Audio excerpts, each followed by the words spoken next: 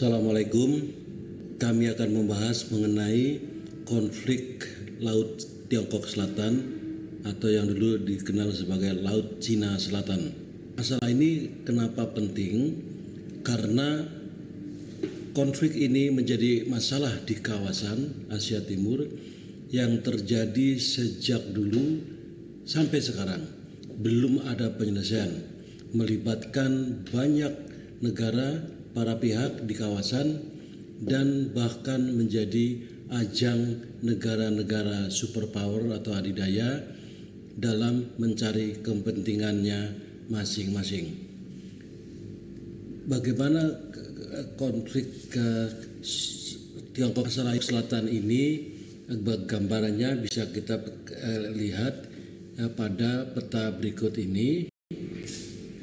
Pertama, kita lihat atau deskripsi dari lokasi Laut Cina Selatan yang dipersingkatakan. Kita lihat ada garis putus-putus warna merah yang diyakini Cina merupakan kebenaran secara historis maupun hukum internasional.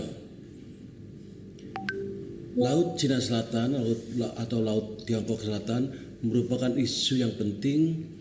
Bahkan Indonesia meskipun tidak sebagai claimant state, tidak jadi negara yang menuntut, sudah pernah menggagas acara ini dalam bentuk dialog tahunan sekali yang dikenal sebagai Beijing Conflict in the South China Sea, yaitu berkumpulnya para tokoh dan akademisi untuk merembuk masalah-masalah, kemungkinan proyek ataupun kegiatan yang bisa dikerjasamakan bersama dan sifatnya non-politis. Kemungkinan kerjasama di Laut Cina Selatan ini disponsori oleh SIDA saat ini, lembaga Kanada, sampai tahun 1990-an lah. Jadi RRT menggambarkan situasi ini sebagaimana bisa kita lihat tadi dalam 9 garis putus-putus yang menurutnya sesuai dengan latar belakang sejarah dan hukum internasional. Itu semua adalah milik Tiongkok. 9 garis putus-putus tersebut meliputi daerah perbatasan dengan Taiwan, Vietnam, Thailand, Kamboja, Malaysia, Brunei, dan Filipina.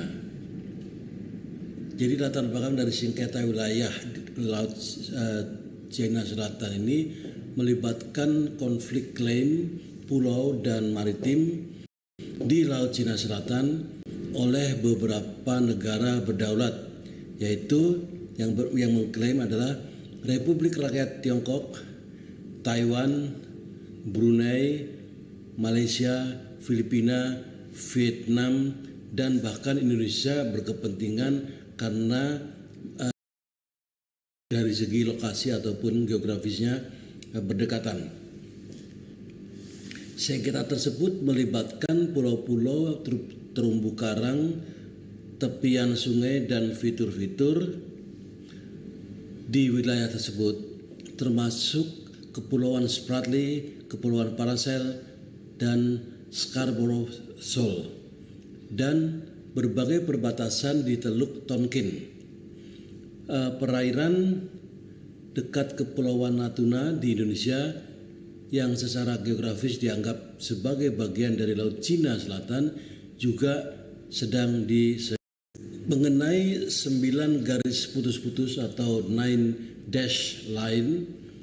Sejauh ini Tiongkok mengklaim bagian terbesar wilayah di daerah yang dibatasi oleh apa yang disebut 9 garis putus-putus. Jalur ini terdiri dari 9 garis putus-putus yang membentang ratusan mil ke selatan dan timur dari provinsi paling selatan, Hainan. Pada tahun 1947, Tiongkok mengeluarkan peta yang merinci klaim mereka dan menegaskan bahwa sejarah mendukung klaim tersebut.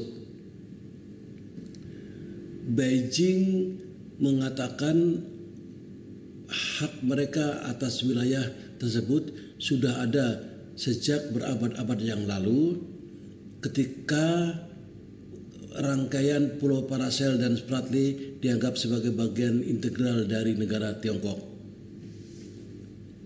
Klaim ini juga diikuti oleh Taiwan.